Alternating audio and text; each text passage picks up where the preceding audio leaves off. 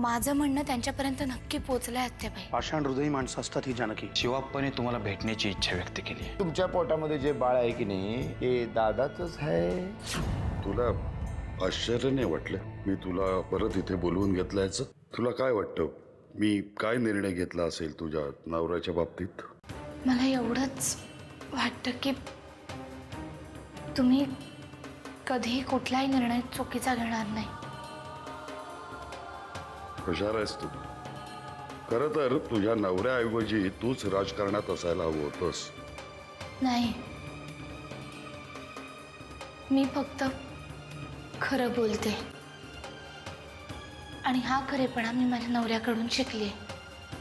ते कायम खरं बोलतात. मी सरकारकडे स्वतःला सरेंडर करण्याचा निर्णय घेतलेला आहे.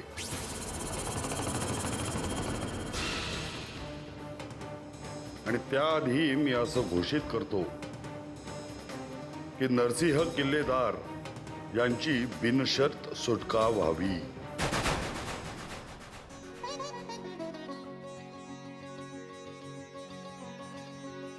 तुम्ही खरं बोलताय. मला सुद्धा नेहमी खरंच बोलावं लागतं, कारण माझ्या सुद्धा वागण्यात खोटेपणा नसतो. तुम्ही मला माझं आयुष्य परत दिलंय.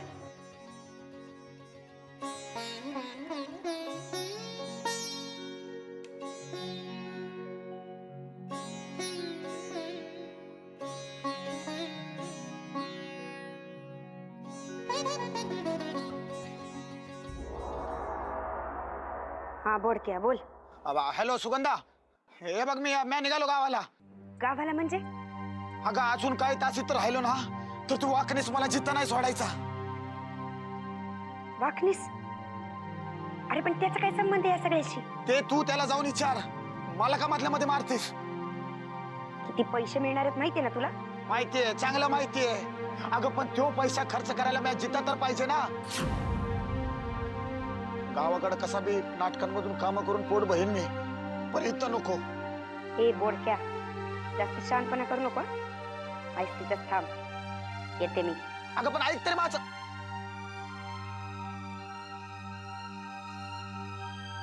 काय गेलं का बोडक्यावरती? वाकणीसानी घाबरवलंय त्याला. गावाला जातो म्हणतोय.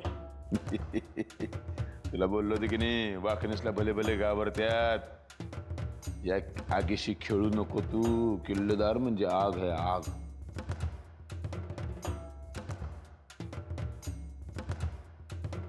ते असतील आग, पण आता माझा खेळ बघा. हा माझा शेवटचा डाव. चला.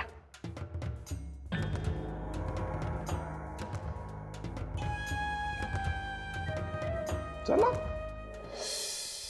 आत्याबाई तुमच्या सहनशक्तीचं कौतुकच केलं पाहिजे. अरे वा, तू कुणाचं तरी कौतुक करतेस म्हणजे तुझंच कौतुक करायला पाहिजे. आज कुठला मनस्ताप घेऊन आलीस बाई? मी फक्त बोलते. मनस्ताप देणारे या घरात वेगळेच असतात. तेच विचारते ना मी. आज कुणाबद्दल सांगायला आलीस? मी सुगंधाबद्दल सांगायला आले. नक्की काय करायचं ठरवलंय तुम्ही? तू काय करायचं ठरवलंयस ते सांग ना आधी. आत्याबाई प्लीज, शब्दांचे खेळ करू नका. या घरात एका निष्पाप मुलीवर अन्याय होत असताना मी गप्प बसणार नाही. आईला मला वाटतं तू याच्यात नको पडूस. का नको पडू? जानकी सुद्धा या घरात मोलकरण म्हणूनच आली होती. मग तिच्यासाठी वेगळा न्याय आणि हिच्यासाठी वेगळा, असं का? जानकीने हिच्यासारखं शेण नव्हतं खाल्लं. सुमित्राने खाल्लं होतं ना. आणि त्याच क्वालिफिकेशनवर ती किल्लेदारांची सून झाली होती. आईला तू जा ना ग बहीण, नको माझं डोकं फिरवूस ग. आत्ता जाते, पण एवढंच सांगते की मी गप्प बसणार नाही. जमलं तर त्या मुलीला न्याय मिळवून द्या.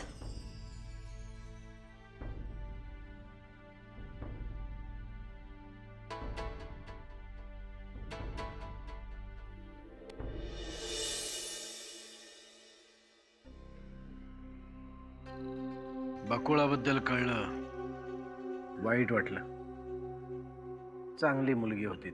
उगाच बोलायचं म्हणून बोलू नकोस. तुझ्यासाठी बरंच आहे ना, लवकर सुटणार तू. आमच्यातला प्रत्येक जण एक एक करून मरून जावं असंच वाटत असणार तुला. कालीच्या बाबतीत असं काही झालं तर मला नक्कीच आनंद होईल. म्हणजे माझी इथून सुटण्याची शक्यता वाढेल म्हणून नाही, तर तो कोणीही विश्वास ठेवण्याच्या लायकीचा नाही म्हणून. एका लीडरमध्ये जे गुण असायला हवेत ते त्याच्यात अजिबातच नाहीत. तो स्वतः मोठा होऊ शकतो, पण या तुमच्या ग्रुपला मोठा नाही करू शकत. तुला काय करायचंय रे? तू गप ना.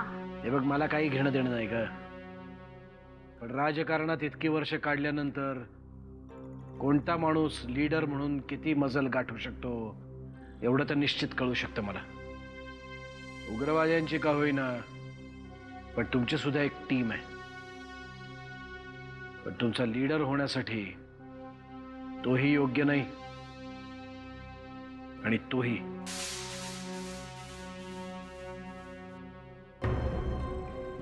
म्हणजे तो मनाने खूप वाईट आहे म्हणून योग्य नाही, आणि तू मनाने खूप चांगली आहेस म्हणून नाही.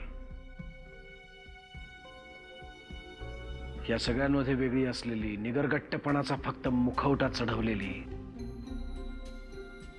फक्त तू आहेस. तू कितीही प्रयत्न केलास तरी तुझा चांगुलपणा तू नाही लपवू शकत नंदिनी. माझ्या बाबांबद्दलचा निर्णय घेण्याची मुदत आज संपली. ते लवकरच सुटतील अशी आशा आहे मला.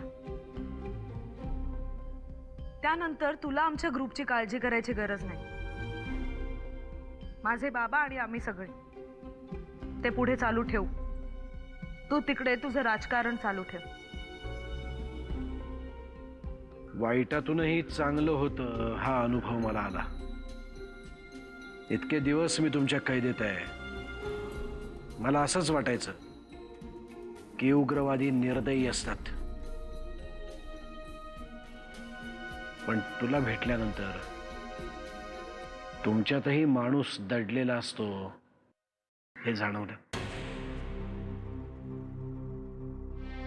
तुमचा सरकारवर जो काही राग आहे तो काही अंशी खरा आहे, पण तुम्ही निवडलेला मार्ग चुकीचा आहे.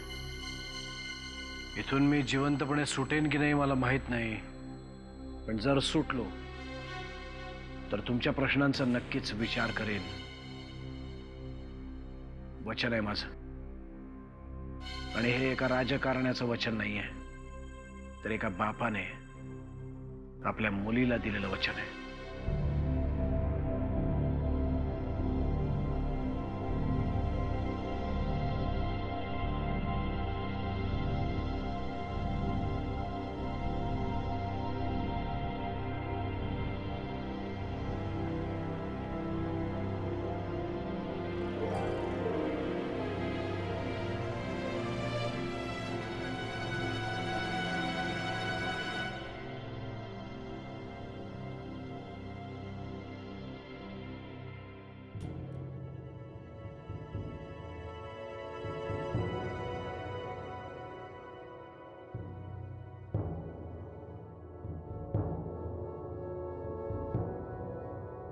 आत्याबाई, जानकी आलीस? काय झालं का? बोलला की तुझ्याशी? हो, भेटले ते मला. काय काय बोलला? सांग ना नीट. आत्याबाई, ते ते तयार झाले. अमृता, ते मला म्हणाले की ते ते सरकार समोर स्वतःला सरेंडर करणार आहेत म्हणून.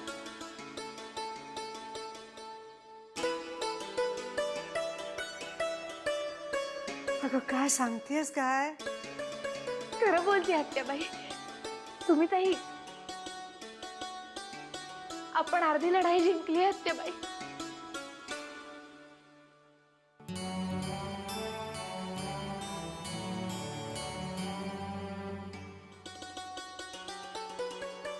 त्यांनी स्वतःहून मला सांगितलं की ते त्यांच्या लोकांना आवाहन करणार आहेत की यांना सोडून द्या म्हणून. मामन ऐकलंस रे? अगं तुझं कौतुक तरी कसं करू बाळा. शाबास ग शाबास.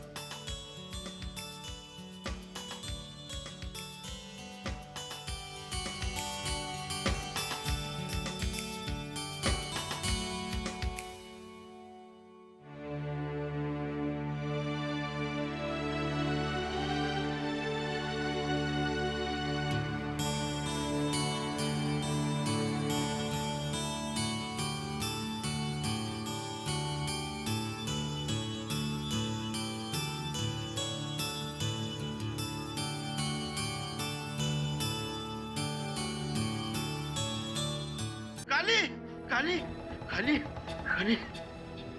काय झालंय कोटी? मी आताच गावात टीव्हीवर बातमी ऐकून आलोय. कसली बातमी? शिवप्पा शरण जाणार असले तर सांगते.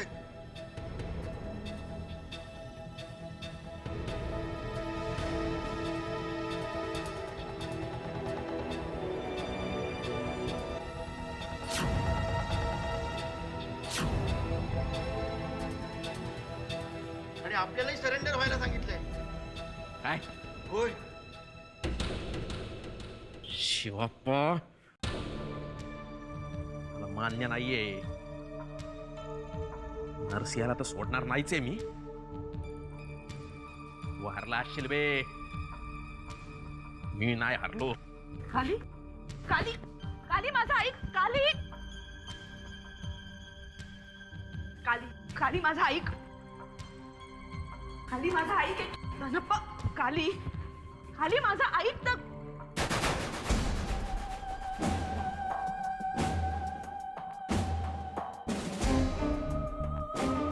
तुझं डोकं ठिकाणावर नाहीये. काय मूर्खासारखं करतोय? डोकं माझं नाही बे, तुझ्या बापाचं फिरलंय. त्याला म्हणावं मरायचंय ना तर एकट्यानं मर. आम्हाला घेऊन कशाला मरतो बे? वेळ लागलाय तुझ्या बापाला. त्याला सोडवण्यासाठी जीवावर उदार होऊन याला किडनॅप केला आपण. आणि आता म्हणतो सगळे मेहनत घाला पाण्यात. सरेंडर व्हा. अरे आडबे, त्याला म्हणावं त्याला जायचं ना जेलमध्ये तर राहा खुशाल. मी नाही तो मूर्खपणा करणार. तोंड सांभाळून बोल खाली. आता हे फक्त मीच नाही, आपल्यातला प्रत्येक जण हेच बोलणार. कारण शिवाप्पाने जो निर्णय घेतलाय ना, त्याने सिद्ध केलंय त्याचं डोकं फिरलंय. बास. माझ्या बाबांबद्दल एक शब्दही अजून बोललास ना तर काय करशील बे? नंदिनी, तुला समजत कसं नाहीये? शिवाप्पा सांगतोय सरेंडर व्हा म्हणून. रे बाबांनी हा निर्णय घेतलाय तर काहीतरी विचार केला असेल. नाही, तुला जर वाटत असेल ना की तुमच्यासारखं मी पण पोलिसांसमोर हात वरती करून ही हत्यारं टाकून उभा राहीन म्हणून, गैरसमज आहे तुमचा. गद्दारीची भाषा बोलतोयस? मी गद्दारीची भाषा तुझा बाप कधीच बोलून गेलाय बे. याला सोडायला सांगतो, त्याला तर मी कधीच सोडणार नाही. त्याला मारणारच आहे. म्हणजे याला सोडला ना तर आपली चळवळ कायमची बंद होईल, कळलं का? बास. तुझं डोकं ठिकाणावर नाहीये. आपण याबद्दल नंतर बोलू. जाता जाता फक्त एवढंच सांगते का, तुझ्यापेक्षा माझ्या बाबांना या चळवळीची जास्त काळजी आहे.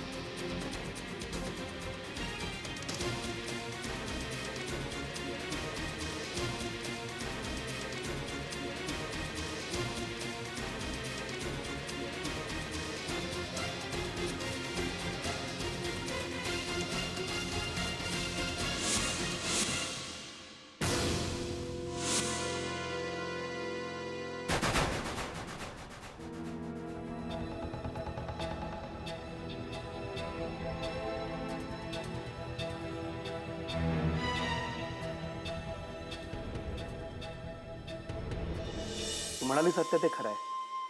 खरंच जगात देव आहे ग. बघ ना, कालपर्यंत आपण सगळेच जण किती टेन्शन मध्ये होतो. नाच? जानकीने केलंय सगळं. मी काही नाही केलं आत्याबाई. येत्या 2 दिवसांमध्ये हे आपल्यामध्ये परत येतील. हो ना. दादाला येऊ दे एकदा, मग बघ तो सगळं राजकीय वातावरण कसं ढवळून टाकेल. आता हे सगळं घर हसता खेळताना दिसू दे, एवढीच इच्छा आहे. राहता राहिलाय तो प्रश्न फक्त सुगंधाचा. तो एकदा सुटला की मी मोकळी. यो प्रश्न मी सोडवलेला आहे.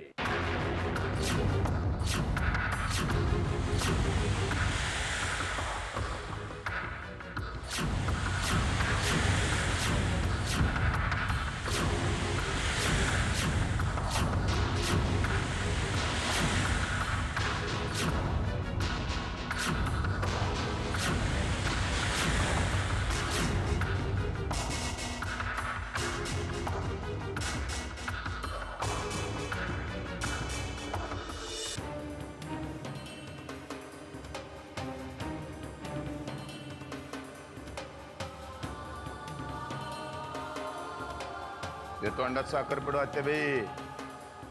ही बघ, हिला घेऊन आलो मी. तिचं नाव काय माहिती का? सुगंधा परशुराम किल्लेदार.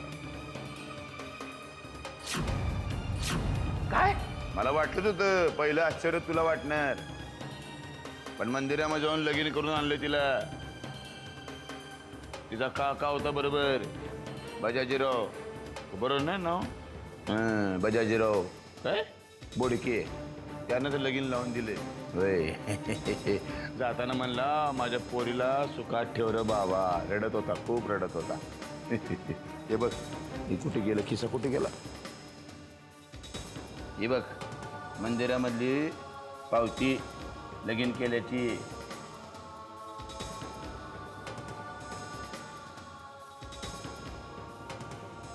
परश्वरे, लाज वाटत नाही तुला असं काहीतरी बोलताना?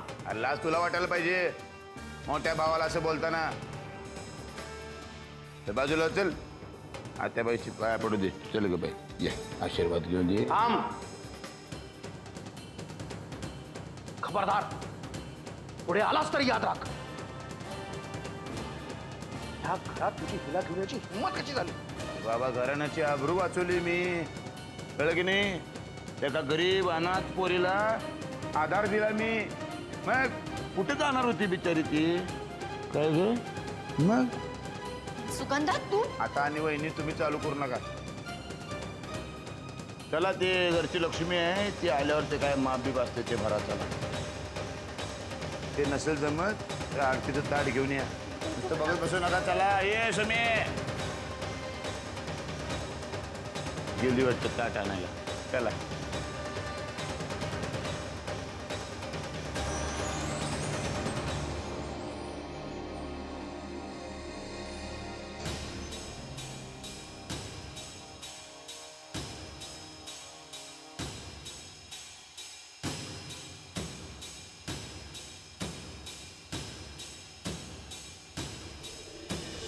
शेवटी लावलं ना चुना आम्हाला. तो म्हातारा काय म्हणतो ना, याला किंमत देत नाही बे मी. तू देत नसशील रे, पण सरकार त्याच्या बोलण्याला किंमत देते. त्याचं काय? हे बघ, 20 करोड रुपये घेतलेस तू, लक्षात ठेव. साहेब, तुम्हाला तुमच्या कामाशी मतलब. उगा सारखा सारखा फोन करायची गरज नाही. आवाज मी चढवला पाहिजे, तू नाही. आमच्याही वरती लोक आहेत मला विचारणारे. त्यामुळे बस झाला तर त्याचा पाहुणचार उडवा. त्याला का पोचताय तुम्ही त्याला फुकटचा? नरसिंहराव मरणार हे नक्की. फक्त आज का उद्या हाच प्रश्न आहे. जरा 2 दिवस थांबा. मनात आणलं ना तर मिलिटरी घुसू शकतो. केवळ तुझ्यासाठी थांबलोय, लक्षात ठेव. सारखं सारखं सांगायची गरज नाहीये. एकदा सांगितलं की कळतंय मला. असं? ठीक आहे, मग आता तूच डेडलाईन दे मला. साहेब, सांगितलं ना 2 दिवसात तो मारणार. आता मारता येत नाहीये त्याला. आता आमच्यात 2 गट पडतील. ठीक आहे, मग मी तुला 2 दिवसांनीच फोन करतो. त्यानंतर गप्प बसणार नाही मी, लक्षात ठेव.